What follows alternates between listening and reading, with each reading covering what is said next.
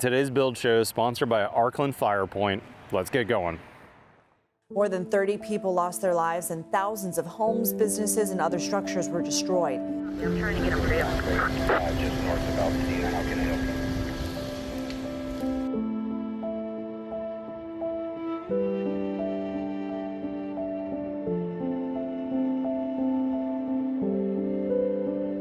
Charred trees, some fencing, but a family that probably lost all of their possessions. We're in Altadena, California, and beyond us here are the Eaton Mountains, where the Eaton fire started on January 7th of this year. 14,000 acres burned, over 9,000 structures. My understanding there was about 20 people that lost their lives. Boy, this was an incredible event for this community, so sad. But there is some rebuilding happening here. Now, on the build show today, we're gonna go see Rebuild Altadena, a company run by David, a builder who's from this neighborhood, lost his house and is committed to building this neighborhood back.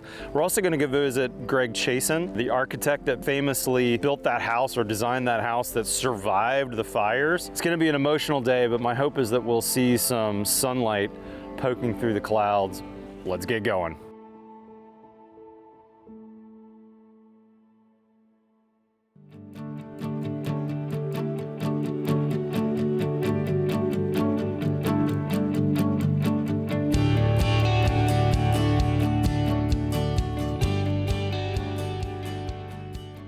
Hey guys, let me introduce you to David, the contractor on this project. David, thank you for having me out, brother. Appreciate it. Thanks for coming out. And this is your actual first rebuild, because we're only, what, 10, 11 months after the fire passed through here? Yeah, this is one of our first rebuild, and it's a first rebuild in Altadena. It's been 11 months, 10, 11 months. Yeah, it was January 7th that this disaster happened to Altadena. 4,500 homes, 9,000 structures, 18 lives that were lost. Yeah. Awful. And you actually lost your house in the fire too? Yeah, I lost my house in the fire. And where are you staying now, David? I'm staying at my parents'. Are you? Right okay. now. Yeah, we have family in the area, so thank goodness, because insurance was tough. Oh, I can only imagine. Yeah. David, I think we're on kind of the front edge of the fire here, because as you go further down in the neighborhood, it looks like not as many houses are missing. But talk to me about how that fire left some houses but took some. What was the method for these houses getting consumed? You're absolutely right. You know, this is at the edge of the fire where it kind of stops. So you'll see a lot of skips around here. But if you go further north, just 5 minutes from here, you'll see, blocks and blocks and blocks to be able to see through, completely gone and devastated. The only thing that was left, which is part of our logo, were the chimneys when you first saw after the fire.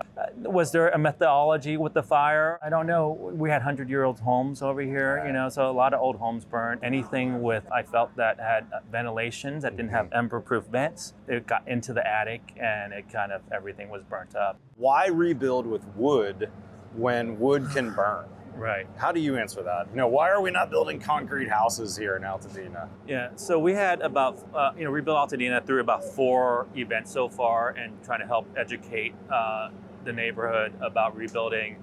We had about 60 vendors. Some events had about 2,000 people come through. And we had different ways of rebuilding it, either being, styrofoam with, shotcrete out top, 3D printing, metal studs. How do you rebuild with fire resiliency with these type of new materials? Yeah. For Rebuild Altadena, we want people that want to get home. We want them home as fast as possible. How do we know how to rebuild? Everybody here, we know how to build with stick and mortar. Wood framing is the way to go. If you want to bring our town back in the next year, we have to do wood construction, because the other type of constructions, when you ask them, it's great technology, but people really don't know how to build it.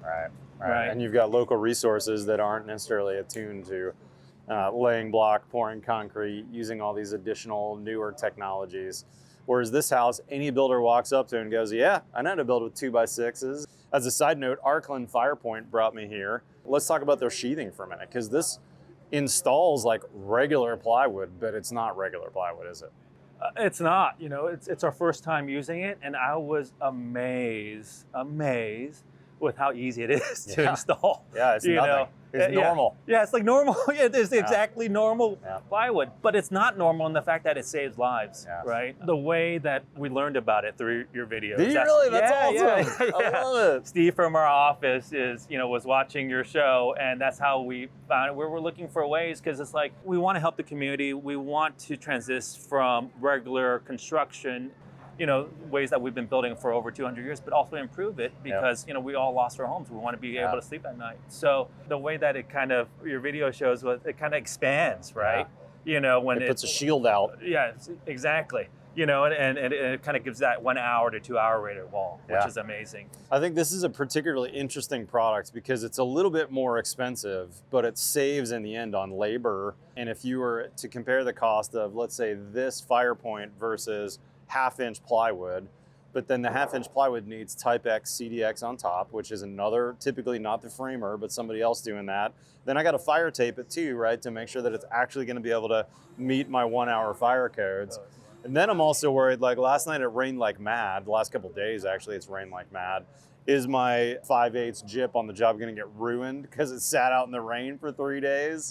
Now I got to order a whole nother batch of it. Whereas this, everything installs normal. There's no weirdness for installing my windows, which is always a pain. I know exactly when I install my fiber cement on top of this or my stucco where all the joints are, because I can see the nail line through this in normal fashion.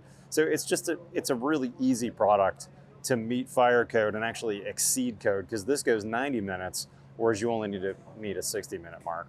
Last question for you, David. I know that you guys have been working with a lot of manufacturers to try and really strike some good deals and get your homeowners, your friends and neighbors, because you live in this neighborhood, to build as economically as possible. How's that going? If a manufacturer is watching this and wants to work with you guys, how can they get involved? Yeah, we need help. Everybody was underinsured. Everybody's trying to figure out how to rebuild. So if a manufacturer is watching this, first thing I'll say is contact us, and we'll love to add you onto our bulk buy program. We're trying to do a lot of incentives for the city, for our neighborhood through our bulk buy program. So, Dow Tile, Canal Lumber, the Built Show, hopefully is going to help, introduce some people to us in the rebuilding process. So we really appreciate it. If you're a manufacturer watching this, you should give these guys the same price as you give a DR Horton or a national manufacturer. These guys aren't asking you for free materials, but they are saying, hey, think about us and the fact that we're all underinsured out here, and really give us some bulk buy deals. So contact David. We're going to have his full contact information in the description below. David, I can't thank you enough for having me onto the job, man. Thank you for coming out. We really appreciate that, We will come back, man. We will come back. In the meantime, go follow these guys on Rebuild Altadena on their Instagram. We'll put a link to that below as well. Let's go see what else we got going on around here.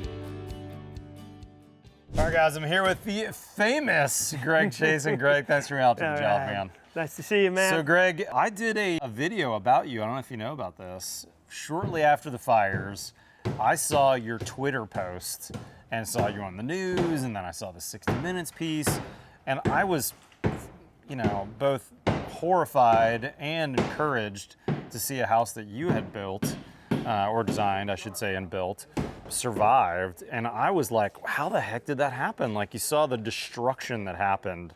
And now that was the Palisades firehouse though, right? Yeah. We're in Altadena, which is a different community, different fire. But you've become a little bit of a local celebrity when it comes to fire and houses, haven't you? Yeah, well, we went through a lot there, and in this case it was 50 houses up the street burned, and we were fortunate to hold the line at my buddy's house. We were lucky that he was very well prepared. He had minimal landscaping outside the site and had cleaned and watered the site for hours before the fire came. Hopefully it showed how we can resist fires in the right conditions and pave a way forward.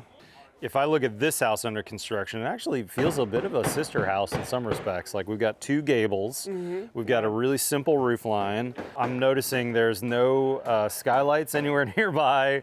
There's no dormers, there's no valleys, all things that could collect leaves and embers, and there's no venting to this roof line. There's no open ventilated attic. You've got all the things going on this house and that house that survived that are simple, really. I think, you know, again, kind of back to basics, simple exterior materials that don't burn. In that case, facing the side yard, we just had simple cement stucco.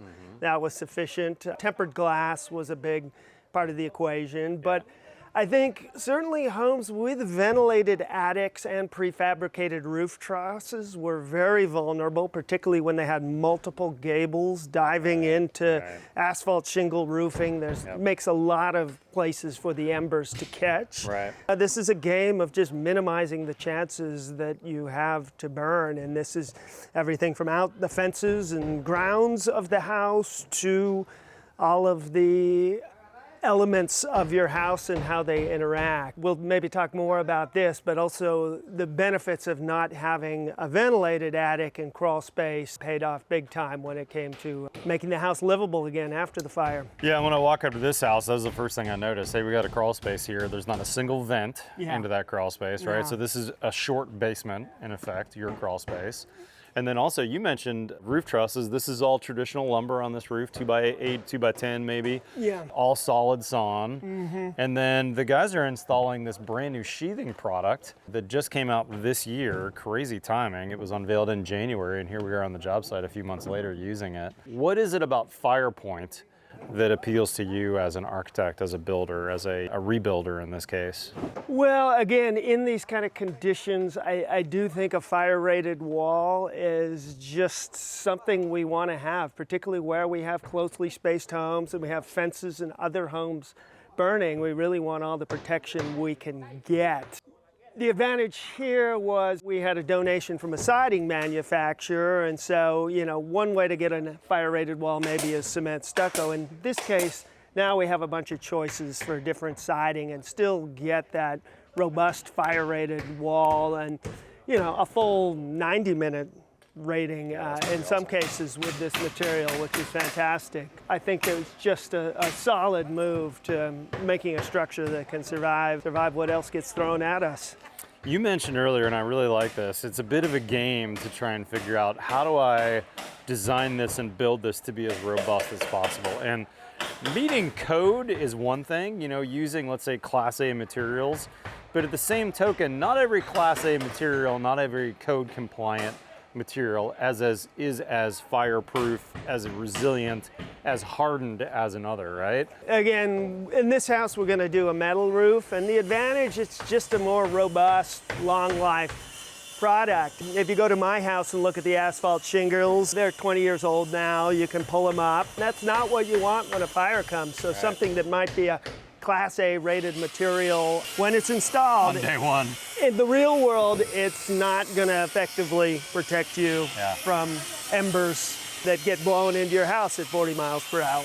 So that's a great point. That's actually one of the things I like about Firepoint in particular, since they're sponsoring our video. I want to say this material is very robust. It's been raining the last 5 days. The sheathing got wet the last couple days from all the rain that we had. And it's normal CDX, it's rated for 6 months exposure. We don't have to do anything special to protect it.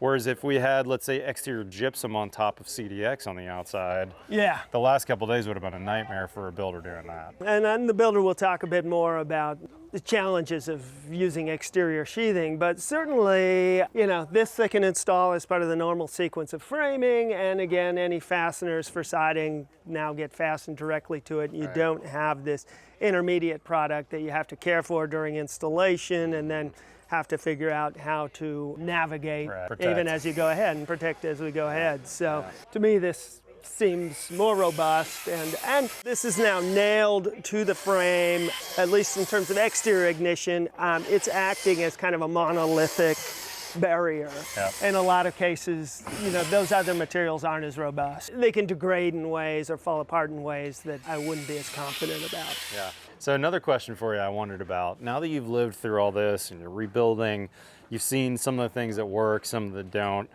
how much do you think we should actually go to higher levels of code in terms of like adopting 1 hour wall, 2 hour walls, or let's say you have a homeowner who says, hey, I want to go to an even higher degree. I want to do a CMU exterior on the outside or a brick exterior, or I want to add fiber insulation on the outside of my house, even though I don't need it for code.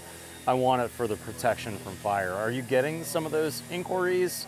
What do you think we should be doing about that? Well, you know, first of all, you know, I'm well aware of all the challenges the people here have for just rebuilding what they had before but nonetheless, you know, I've seen really the trauma in too many people's eyes of what it's like to lose everything you own, and like you just don't want to be there. Current code, WUI code, has its advantages, but I do think everyone's placing far too much faith in what it can do and it being implemented correctly. It's very complicated, and there's a lot of choices, bad choices people can make within the code. Yeah, and it requires everybody doing things correctly and understanding them correctly, reading the directions. I mean, that's part of my job as a builder, is just making sure all my crews know how to install product A the way product A is designed to be installed. So I just hope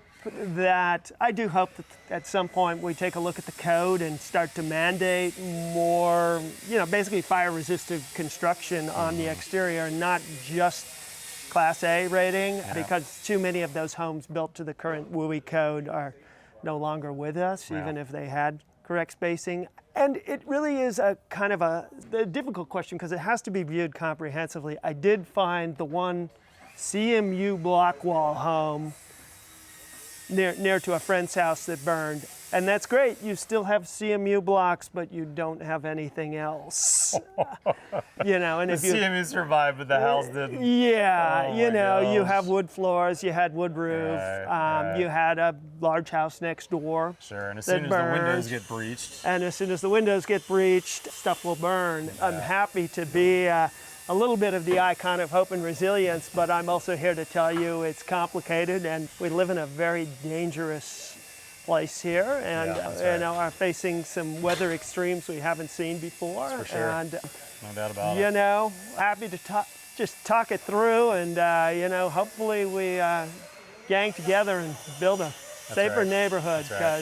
Greg, I can't thank you enough for spending some time with me. Keep All up right, the great man. work, my friend. Pleasure. All right, guys, it's been a big day here outside of Los Angeles in the Altadena area. I got to say, I don't know if I was totally prepared for the emotions. Just seeing all these empty lots and thinking about each one of these lots, a family maybe lost their entire life savings when that house burned down. And then talking to Greg Chason in particular and hearing about all the things that happened during and after and the aftermath. Both encouraging to see some houses under construction, but they still have a long ways to go. Anyways, I really want to thank our friends at Arclin for getting me out here. This sheathing really is a game changer to be able to rebuild back areas like this and do it in a way that's really pretty standard construction. I mean, this is really just normal plywood for the builders on the job, but for the homeowners that are going to live here, this is going to give them a lot of protection and do it in a way that just kind of is static state. It's just buried in the wall somewhere, but it's going to give them that 90-minute rating, which is a really big deal. If you want to learn more about Arclin and Firepoint, their product, I'll put a link in the description. All the people we talked to today will have a link as well. If you're not currently a subscriber, guys, we do talk about fire a lot. It's not every video. We talk about building science, talk about air sealing, which also has some fire benefits. Talk about a lot of things that it takes to build a really good house. I'd love to have you subscribe to us. That'd be a big privilege. And go check out our website as well, thebuildshow.com. We're publishing like 20 videos a week on really how to build an excellent house. And I'm really proud of the work that my team and I have done over the years to educate the public, all for free.